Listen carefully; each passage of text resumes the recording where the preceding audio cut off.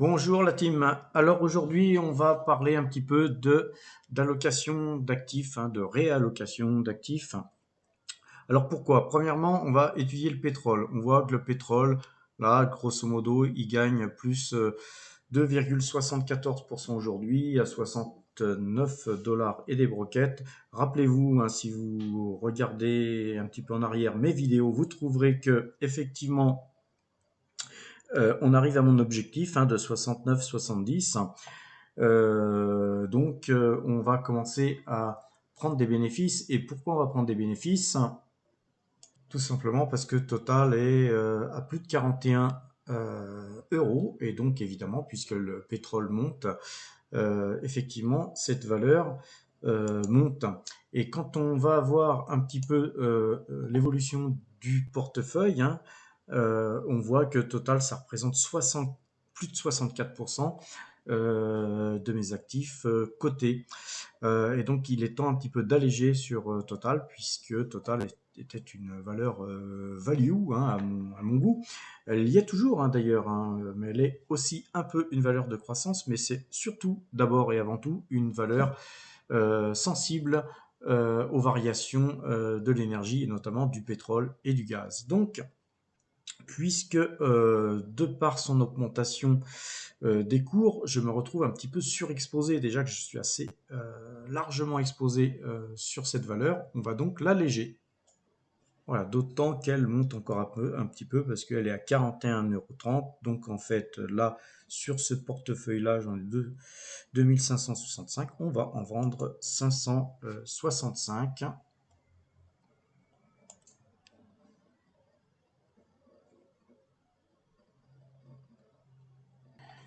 Donc 565, on va vendre ça market, on va pas s'embêter et on dégage.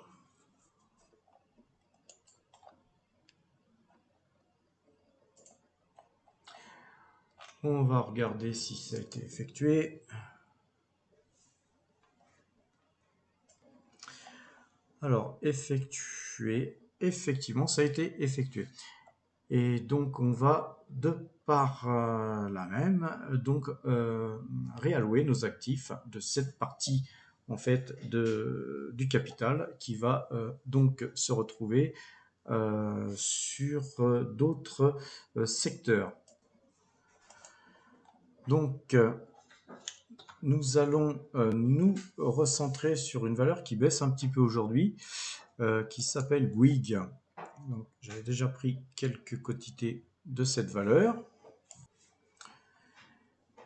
Et on va acheter, disons, 255 titres.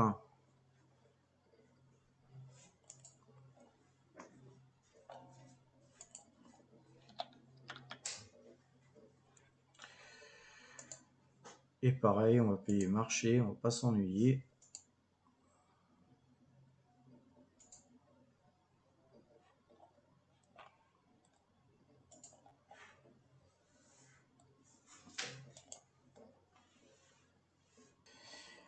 Et donc, on va acheter du Taiwan Semiconductor aussi. On va en acheter 78. On va payer market. Et on confirme.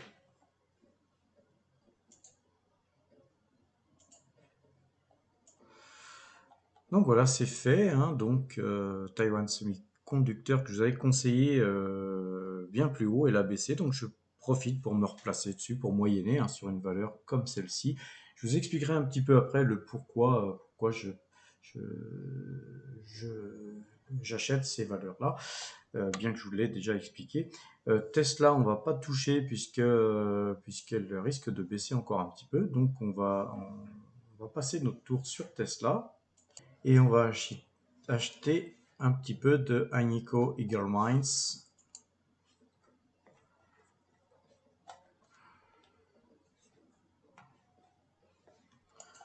On prend 68.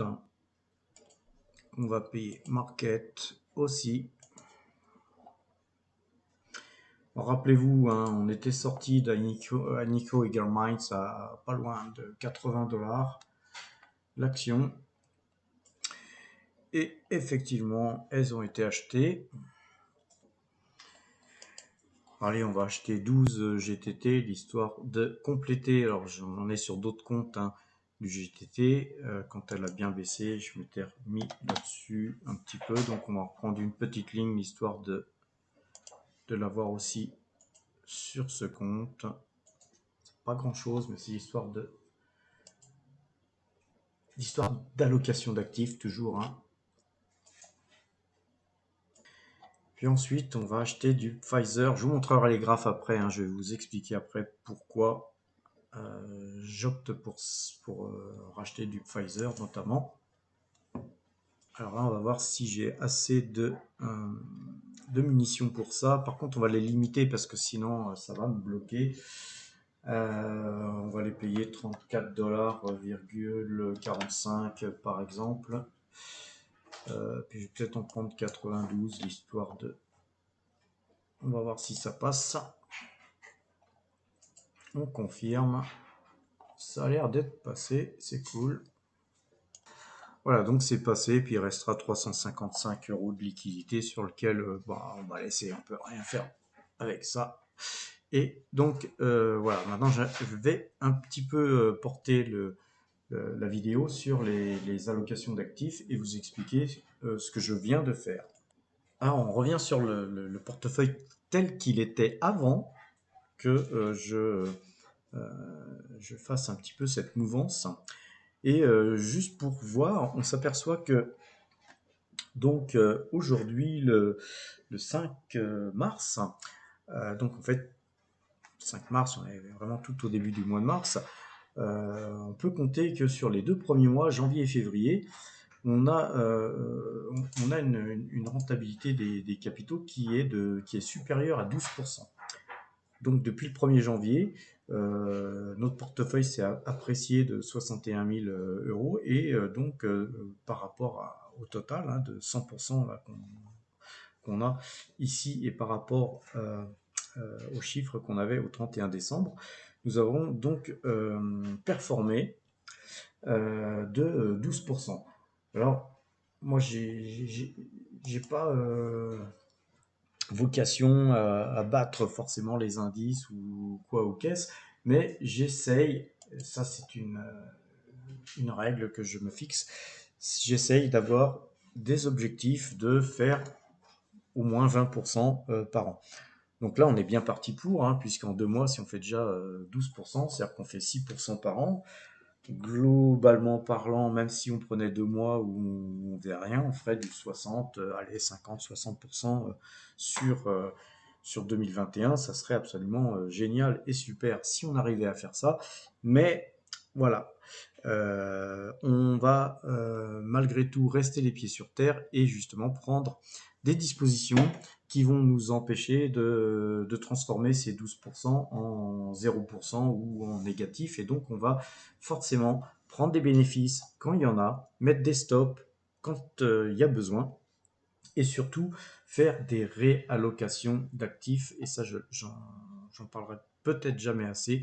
Quand on est trop exposé sur un secteur donné ou sur une valeur donnée, comme là, notamment sur Total, on va prendre des bénéfices sur cette valeur et on va effectivement se reporter sur d'autres valeurs. Alors, on assiste depuis la fin du Covid à une rotation sectorielle hein, dont on a beaucoup parlé puisque la rotation a été faite sur des valeurs pendant le Covid.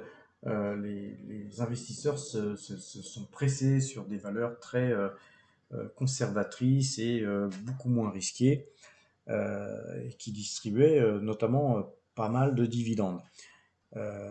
Au détriment de valeurs de croissance. Et donc là, aujourd'hui, puisqu'on est sur quasiment la fin du Covid, hein, on voit bien que les vaccins vont finir par arriver, hein, même si c'est long. On voit bien qu'il y a certains pays pour qui c'est déjà terminé toute cette histoire. Je ne vais pas vous citer la liste, mais la France fait partie, et encore une fois, des toutes dernières qui rentreront dans le marché ouvert, complètement ouvert, avec euh, des façons de vivre comme on avait autrefois. Alors, pourquoi j'ai choisi Bouygues? Alors, tout simplement parce que Bouygues, donc j'ai vendu du Total pour acheter du Bouygues, du Agnico Eagle Mines, du Taiwan Semiconductor, GTT et Pfizer. Donc, c'est 5 valeurs euh, sur lequel je me suis reporté. Alors Bouygues, c'est la construction immobilière. Alors Bouygues, j'avais déjà fait une toute petite ligne, puisqu'on la voit là, de 47 titres, il n'y a pas très très longtemps, mais c'est pour conforter cette ligne, augmenter cette exposition sur le domaine de la construction, car quand on est dans la reprise, l'immobilier est un des premiers secteurs qui se reprend.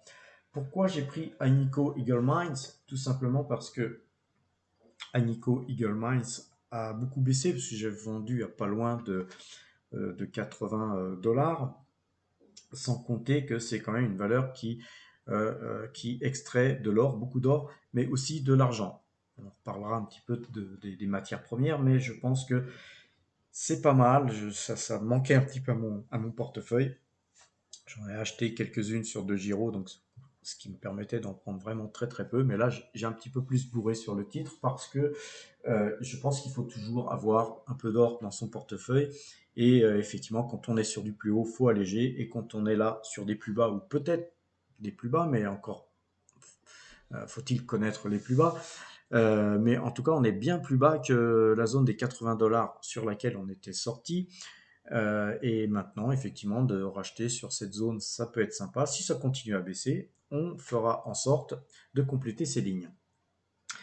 Taiwan Semiconductor, je vous l'avais conseillé il y a peu de temps. Je suis rentré un petit peu tôt sur la valeur parce qu'elle a un petit peu baissé, baissé de l'ordre de 10%. Ben, j'en profite puisque c'est une excellente valeur, j'en profite pour compléter ma ligne Taiwan Semiconductor à moindre coût.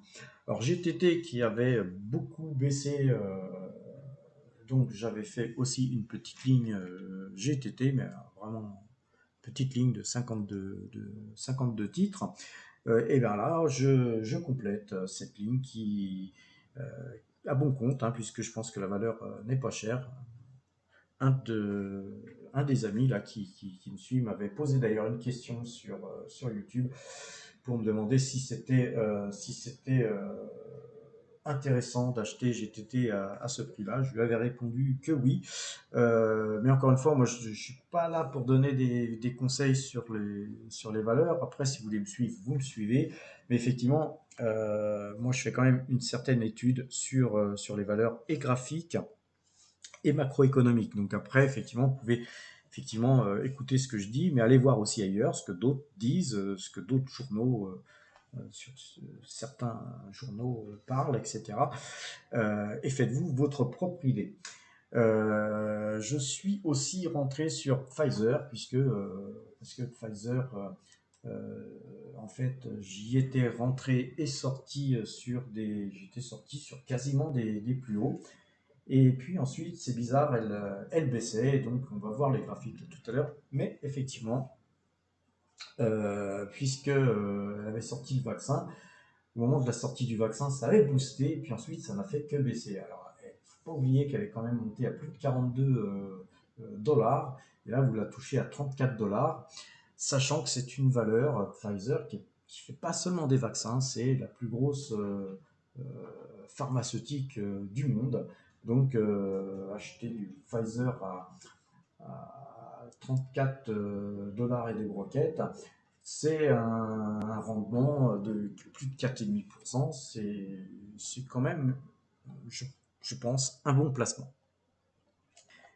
Et pour étayer un petit peu mon choix, on va faire un petit peu d'analyse sur cette valeur Pfizer.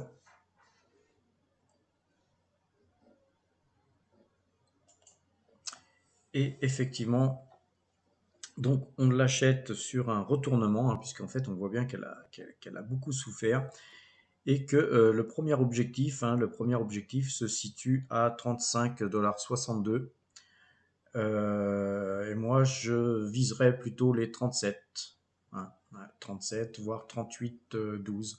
Donc c'est une valeur que je vais peut-être conserver pour du moyen long terme, si elle monte à 37-38 assez rapidement.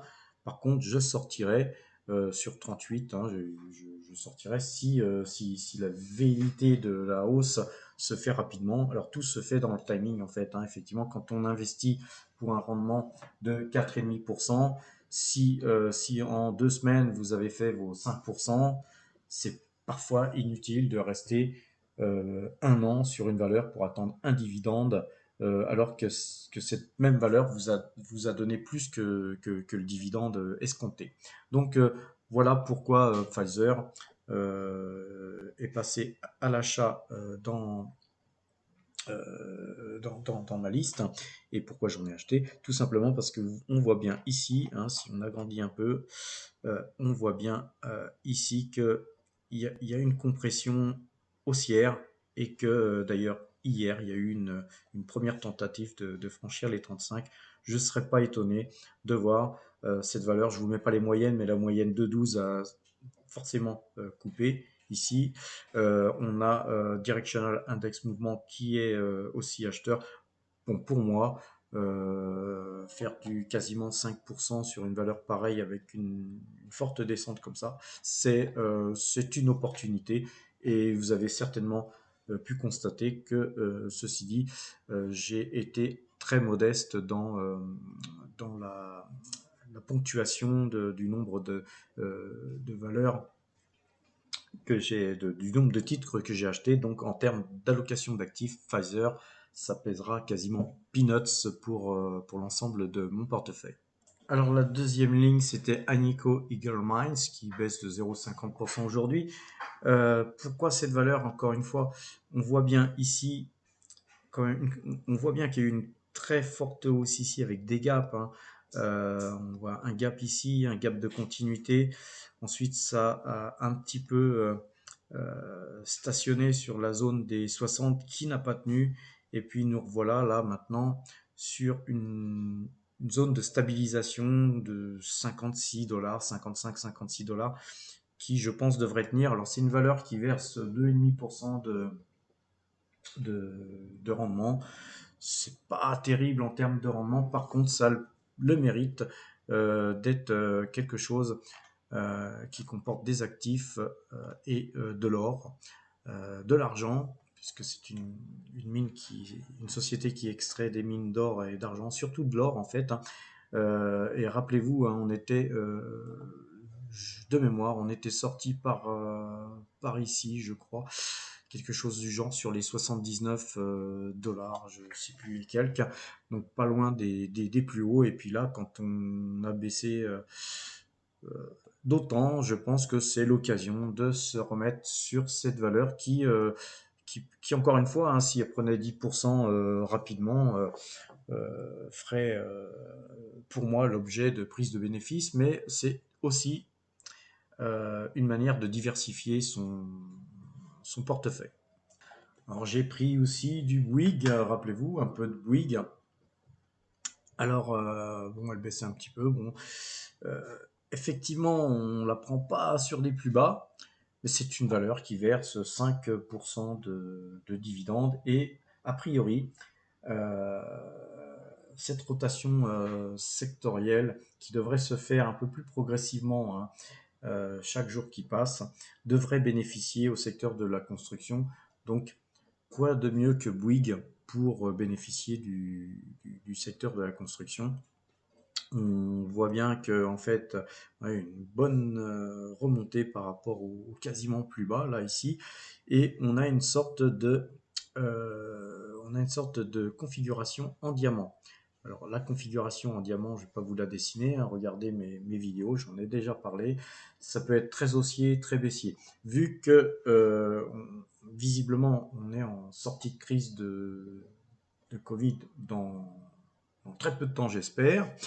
Ça serait certainement pour moi une configuration haussière et sur Bouygues. Quand on va regarder les plus hauts, on a quand même des plus hauts qu'on a vu dernièrement sur les 41 et quelques. Et si on regarde en monthly,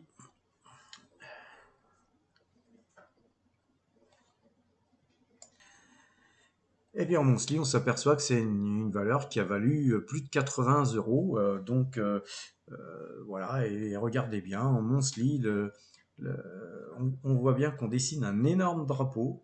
Hein, on voit bien un énorme drapeau et il y aura forcément une sortie de drapeau, je pense par le haut. Et forcément, donc les premiers objectifs hein, pour moi sont 45, c'est clair, c'est la zone des 45. Après, on aura sûrement une zone un peu difficile à passer qui sera les 52. Mais l'objectif ultime pour moi, c'est les 66, 67 euros. Donc une valeur à garder sur du moyen long terme. Et en fait, ma préférée du moment, c'est Taiwan Semiconductor. Je vous en ai déjà parlé, j'avais déjà mis un petit billet, même un gros billet dessus. Eh bien, puisqu'on est, j'avais dû la conseiller par là, et puisqu'on est plus bas, bon, j'ai pas pris mes bénéfices ici, hein. On va dire malheureusement, mais qui pouvait savoir qu'on allait se retrouver par ici quelques semaines plus tard. Et donc si j'ai pu acheter ici, je me dis que je peux d'autant plus acheter cette valeur sur cette zone-là. Alors en fait, on a comblé le gap hein, ici. À ce que je vois, il y a quand même encore un gap ici. On pourrait y aller. Donc si on y allait, bah, ce serait l'occasion de se reporter sur la valeur. Mais parfois les gaps ne sont pas comblés ou pas comblés tout de suite. Donc excellente valeur, hein, Taiwan Semiconductor. On est en pénurie de conducteurs, de semi-conducteurs. Et donc, c'est vraiment c'est vraiment la valeur qu'il faut avoir si on souhaite travailler les semi-conducteurs, à mon avis. Maintenant, la configuration là ne se prête pas, j'en conviens, hein, je le conçois, la config ne se prête pas à l'achat, mais là-dessus, on ne rentre pas pour 8 jours, 15 jours, hein, c'est une valeur long terme. Alors, à mon sens, pourquoi elle baisse? Je pense que tout simplement, aujourd'hui, le monde entier manque de semi-conducteurs et le monde entier pleure auprès des fondeurs d'avoir leur camelote, quoi. Hein. Et le monde entier s'aperçoit qu'il vaudrait mieux avoir le fondeur proche de chez lui plutôt que de l'avoir au fin fond de la Chine ou à Taïwan ou en Corée, voire. Et les deux principaux fondeurs sont en fait Samsung et Taiwan Semiconductor. Taiwan Semiconductor est le leader mondial incontesté. C'est d'ailleurs une des raisons pour laquelle je choisis cette valeur. Il y a aussi une autre raison, c'est que je pense que la technologie taïwanaise et la capacité des Taïwanais à se réinventer, à être agile est certainement supérieure à celle des Coréens au jour d'aujourd'hui. Maintenant, pourquoi cette valeur baisse subitement alors que tous les fondamentaux sont excellents dans ce secteur? Eh bien, je pense que tout simplement le marché a pris conscience que pour pouvoir fournir tous ces semi-conducteurs, il va falloir investir et investir des usines, notamment on parlait d'une usine construite par Taiwan Semiconductor aux États-Unis. Et récemment, quand on étudie un peu les choses, quand on écoute un peu ce qui se dit, paraîtrait-il que ce ne serait pas une usine, mais ce serait 6 usines que Taiwan Semiconductor projette de construire aux États-Unis. Qui dit construction d'usines dit investissement. Et donc forcément, ces investissements vont peser très lourdement, certainement, sur les bénéfices à venir de Taiwan Semiconductor, mais pas seulement. Je pense que Samsung aussi investit aux États-Unis et forcément, les sociétés qui investiront le plus seront les gagnantes de ce marché futur. Et je mise, moi, sur effectivement sur Taiwan Semiconductor, sur un investissement beaucoup plus long dans le temps, un petit peu comme je l'ai fait sur Total, comme je le fais toujours sur Total, parce que même si je suis sorti un peu du titre, n'en demeure pas moins que je reste très confiant sur la continuité de hausse de ce titre, mais il faut savoir, comme je le disais en début de vidéo, arbitrer. Donc, Taiwan Semiconductor, c'est encore une valeur sur laquelle on peut, je pense, se positionner pour moyenner à la baisse son cours d'achat. Il faut garder un peu de munitions parce que je pense qu'on ira certainement, euh, pourquoi pas, un peu plus bas et ce faisant, faire en sorte de combler ce premier gap. N'oublions pas, il y a des gaps un peu partout, il y en a encore un ici. Je ne pense pas qu'on ira à 93 $, mais qui sait. Vous gardez toujours des munitions, avoir des liquidités, hein, c'est la base de ce métier.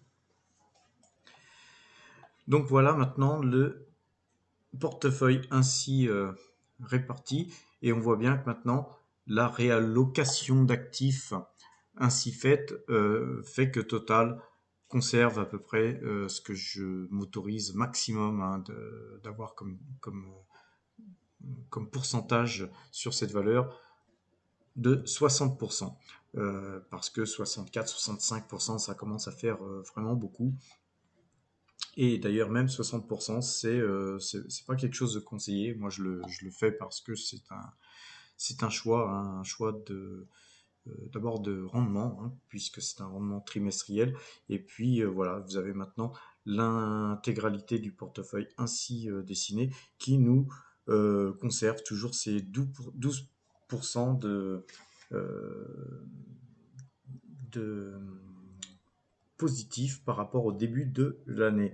Alors, ce qui est intéressant, c'est de regarder un petit peu l'évolution donc graphique du portefeuille avec ses hauts et ses bas. Parfois, c'est très bas. Et on voit que là, en fait, malgré cette réallocation d'actifs, hein, on voit qu'on vient de casser les plus hauts et donc notre portefeuille se porte à merveille puisqu'on est au plus haut.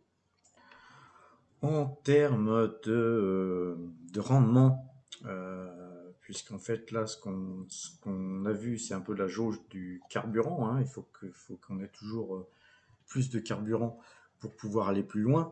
Et là maintenant on a la vitesse, donc on voit bien que en fin 2020 on avait un revenu de 3923 mensuels et là maintenant on passe à 4050 mensuel en intégrant Pfizer, Anikyo, Eagle Minds, Bouygues et un peu plus de Itochu. Donc en fait, effectivement, on a plus donc de rendement mensuel, on a plus en termes de capital et en termes d'allocation d'actifs. Voilà, vous avez là le portefeuille ainsi constitué. J'aimerais attirer aussi votre attention sur les crypto-monnaies. Effectivement, moi je ne suis pas du tout spécialisé dans les crypto-monnaies, mais néanmoins, j'y crois de plus en plus. Donc, j'ai augmenté, pareil, mes allocations d'actifs sur les cryptos. Donc, on est sur des allocs qui sont de moins 0,50 de par sa hausse, hein, puisque même s'il a beaucoup baissé par rapport à son plus haut, par rapport au 31 décembre, on est beaucoup plus haut, mais aussi j'en ai acheté un petit peu sur le dernier retracement puisque ça a pas mal baissé. Donc il y a quelques jours, j'ai un petit peu moyenné encore ma pause sur les crypto-monnaies. Sinon, parlons aussi d'une valeur Exobionics que j'ai commencé à mettre en portefeuille. Malheureusement, elle a beaucoup baissé, donc bah écoutez, on la garde, hein. On ne fait pas que des bons investissements. Parfois, il y a des trucs qui fonctionnent pas, et puis là, notamment, bien que ce soit quelque chose dans lequel je crois, néanmoins, c'était vraiment un petit investissement, donc éventuellement, dans les mois qui viendront, il est bien possible que j'augmente cette petite ligne qui est absolument minuscule, d'accord. Et donc on verra à ce moment-là. Voilà, donc aujourd'hui on voit que le plus gros du portefeuille c'est la ligne Total, ensuite on a Coca-Cola, ensuite on a AXA, on a LDC qui est talonné par Taiwan Semiconductor qui je pense finira par dépasser. Et puis ensuite Air Liquide. Après tout le reste, ce sont des petites lignes. Donc en fait, dans les fêtes, c'est surtout ces 5 premières lignes qui sont importantes, voire les 6 premières lignes qui sont importantes la- dans le résultat en fait. Hein. Tout le reste, c'est plutôt de la diversification. Et on est surtout diversifié sur ces 6 premières lignes qui pèsent très lourd dans le portefeuille. Voilà, donc je vous souhaite une bonne fin de soirée, un bon week-end et à bientôt.